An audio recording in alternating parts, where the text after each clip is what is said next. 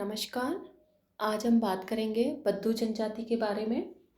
बद्दू जनजाति की बात करें तो बद्दू जनजाति एक चलवासी या घुमक्कड़ पशुपालक जनजाति है। यानी ये एक घुमक्कड़ पशुपालक जनजाति है जो कि दक्षिणी पश्चिमी एशिया में अरब प्रायद्वीप के उत्तरी भाग में निवास करते हैं। यानी दक्षिणी पश्चिमी एशिया में जो अरब प्रायद्वीप है उसके उत्तरी भाग में बद्दू जनजाति के लोग निवास करते हैं। इस जनजाति के लोग मध्य सीरिया से लेकर दक्षिण में अरब मरुस्थल के उत्तरी भाग तक निवास करते हैं। यानी मध्य सीरिया से लेकर अरब मरुस्थल का जो उत्तरी भाग है वहाँ तक बद्दू जनजाति के लोग बिखरे हुए रूप में निवास करते हैं। बद्दू का अर्थ होता है भ्रमणशील या खानाबदोश। यानी बद्दू का अर्थ होता है भ्रमणशील। बद्दू लोग या बद्दू जनजाति के लोग मौसम के अनुसार जल और चारे की खोज में अपने परिवार और पशुओं के साथ एक स्थान से दूसरे स्थान के लिए स्थानांतरित होते रहते हैं। यानी बद्दू जनजाति के लोग एक स्थान से दूसरे स्थान पर स्थानांतरित होते रहते हैं। किसके लिए? जल और चारे के लिए। दक्षिणी पश्चिमी एशिया के इन पशुपालक जनजातियों को सामूहिक रूप से अनाजा कहा जाता है। यानी दक्षिण पश्चिमी एशिया में जो ये घुमक्कड़ या चलवासी पशुपालक होते हैं, इन जनजातियों को सामूहिक रूप से अनाजा नाम से भी जाना जाता है और इनके कई उपवर्ग होते हैं। इनमें से जो रुआला नामक उपवर्ग है वो सर्वाधिक महत्वपूर्ण होता है और इनका प्रमुख व्यवसाय ऊँट पालना होता है। यानी रुआला जो बद्दू जनजाति का उपवर्ग है, इनका प्रमुख व्यवसाय ऊँट पालना होता है। अब हम बात करते हैं बद्दू जनजाति के निवास क्षेत्र की। बद्दू जनजाति के लोग अरब प्रायद्वीप के उत्तरी भाग में निवास करते हैं। अरब प्रायद्वीप के उत्तरी भाग में हमद और नेफद नामक मरुस्थल है और इन हमद और नेफद नामक मरुस्थली भाग में ही बद्दू जनजाति के लोग निवास करते हैं। हमद एक चट्टानी मरुस्थल है जबकि नेफद एक रेतीला मरुस्थल है। नेफद मरुस्थल के दक्षिणी भाग में अरब का विशाल मरुस्थल है जिसे कि रब अल खाली नाम से भी जाना जाता है। यानी नेफद मरुस्थल के दक्षिणी भाग में जो अरब का विशाल मरुस्थल है उसे रब अल खाली नाम से भी जाना जाता है। अब हम बात करते हैं बद्दू के निवास क्षेत्र की जलवायु की। तो बद्दू जिस एरिया में निवास करते हैं उस क्षेत्र की जलवायु की बात करें तो ग्रीष्मकाल में यहाँ पर तापमान 40 डिग्री सेल्सियस के आसपास रहता है, जबकि शीतकाल में यहाँ पे तापमान गिरकर कभी कभी 0 डिग्री सेल्सियस तक भी चला जाता है। और वहीं बात करें वर्षा की तो इस एरिया में वर्षा बहुत कम होती है या फिर ना के बराबर वर्षा होती है। और अब हम बात करते हैं बद्दू जनजाति के शारीरिक लक्षणों की।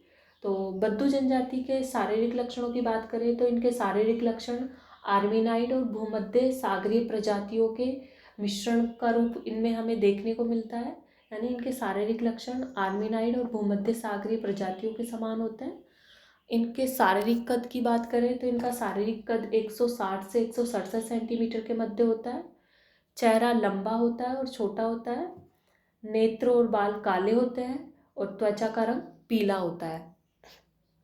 अब हम बात करते हैं पशुपालन की। यानी इनके द्वारा जो पशुपालन कार्य किया जाता है उसमें कौन कौन से पशु इनके द्वारा पाले जाते हैं।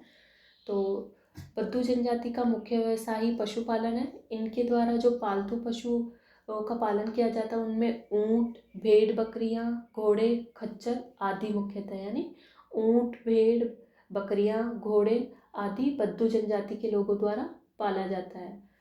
ऊँट पालने वाले बद्दू जनजाति के लोगों को रुआला नाम से जाना जाता है और इन रुआला उपवर्ग का सामाजिक और आर्थिक स्तर भी ऊंचा होता है। यानी रुआला उपवर्ग का सामाजिक आर्थिक स्तर ऊंचा माना जाता है। बद्दू जनजाति के लोग भेड़ बकरियों को दूध, मांस और ऊन के लिए पालते हैं और ऊँट व घोड़े को ये सवारी के लिए पालते हैं। यानी भेड़ और बकरियां तो बद्दू जनजाति के लोगों द्वारा दूध, मांस और ऊन के लिए पाली जाती है, जबकि ऊँट और घोड़े को ये सवारी के लिए पालते हैं। बद्दू लोगों की या बद्दू जनजाति के लोगों की अर्थव्यवस्था का मुख्य आधार ही ऊँट है। नेक्स्ट हम बात करते हैं मौसमी प्रवास की। यानी बद्दू जनजाति के लोगों को द्वारा मौसमी प्रवास किया जाता है।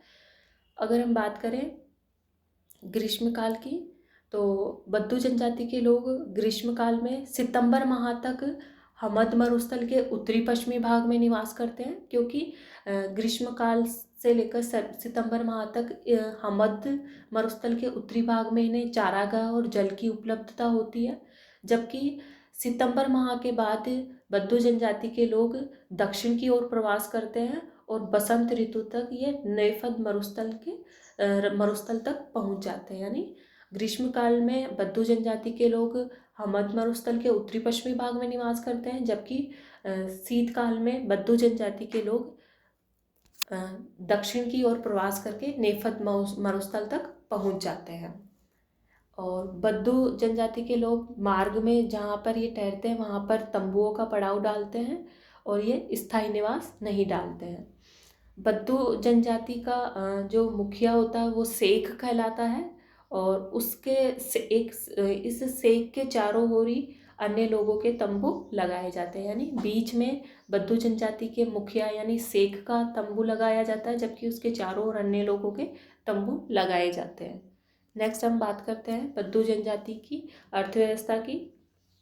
तो बद्दू जनजाति की अर्थव्यवस्था पूर्णतः पशुपालन पर आधारित है, यानी इनकी अर्थव्यवस्था पशुपालन पर आधारित है, और ये लोग पशुओं से प्राप्त उत्पादों के बदले अन्य या अपने समीपवर्ती कृषकों से अपनी आवश्यकता की वस्तुएं प्राप्त करते हैं। यानी इन्हें पशुओं से जो पदार्थ प्राप्त होते हैं और जो उत्पाद मिलते हैं उनसे ही अपने निकटवर्ती कृषकों से अपनी आवश्यकता की वस्तुएं खरीदते हैं।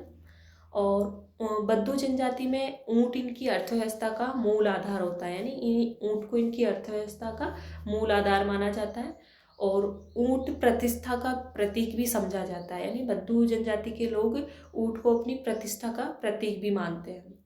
बद्दू जनजाति के लोग कृषि कार्यों को निम्न मानते हैं और उसमें रुचि नहीं रखते। यानी ये कृषि कार्यों को निम्न मानते हैं, इस कारण ये कृषि में अधिक रुचि नहीं रखते।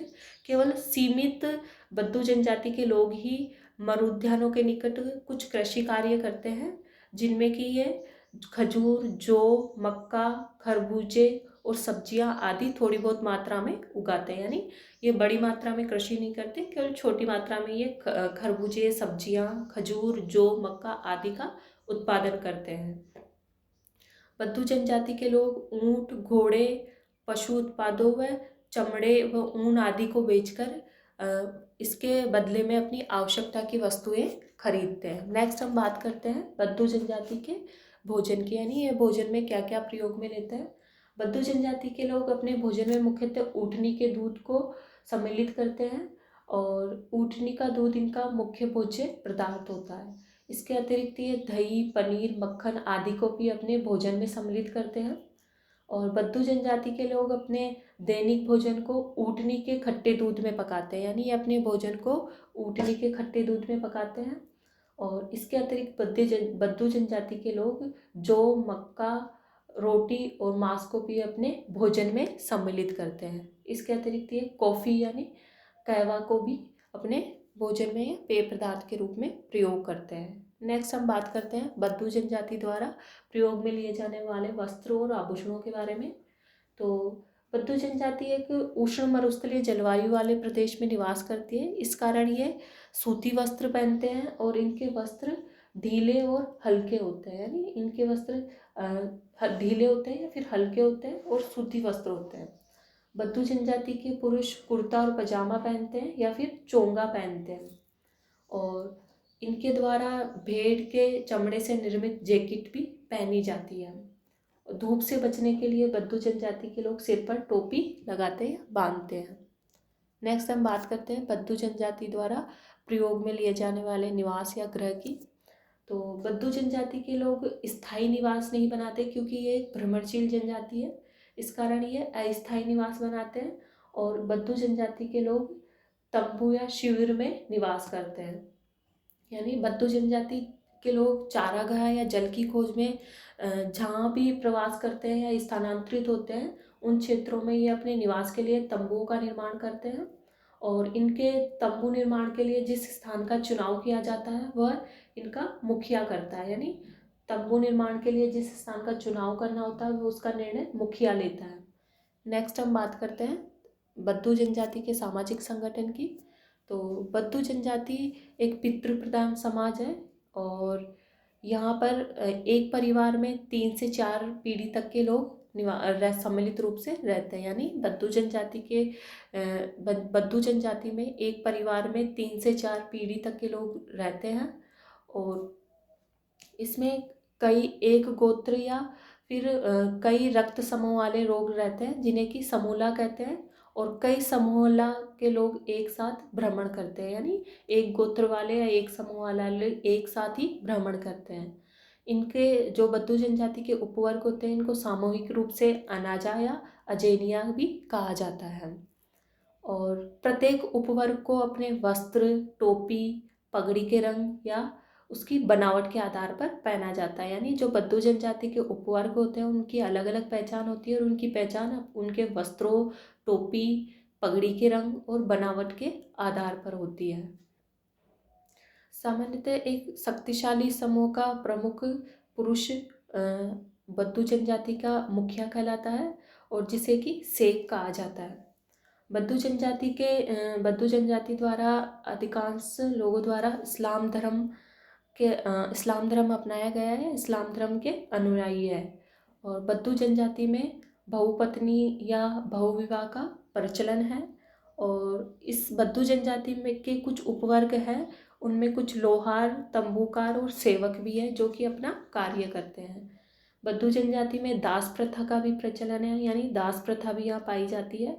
और बद्दू जनजाति के लोग वीर, युद्ध कौशल में निपुण और युद्ध प्रिय होते हैं, यानी ये युद्ध कौशल में निपुण होते हैं और युद्ध प्रिय भी होते हैं। और बद्दू अपने शत्रु से बदला पीढ़ी दर पीढ़ी लेते रहते हैं, यानी बद्दू जनजाति के लोग अपने शत्रु से बदला पीढ़ी दर पीढ़ी लेने को तत्पर रहते हैं। और लास्ट में हम बात करते हैं बद्दू जनजाति के स्वभाव की, आचरण की। तो बद्दू जनजाति के लोग स्वभाव में ईमानदार होते हैं और आतिथ्य प्रेमी होते हैं, यानी ये किसी अतिथि का स्वागत बहुत प्रेम भाव से करते हैं, या फिर ये अतिथि का स्वागत बड़े ही हर्षोल्लास से करते हैं। इसके अतिरिक्त सैन्य शिक्षा को बद्दू जनजाति के दैनिक जीवन का अंग माना जाता है, यानी ये सैन्य शिक्षा को अपने दैनिक जीवन का अंग मानते हैं। तो इस प्रकार आज हमने बात की बद्दू जनजाति के बारे में। आज के वीडियो में इतना ही। Thank you.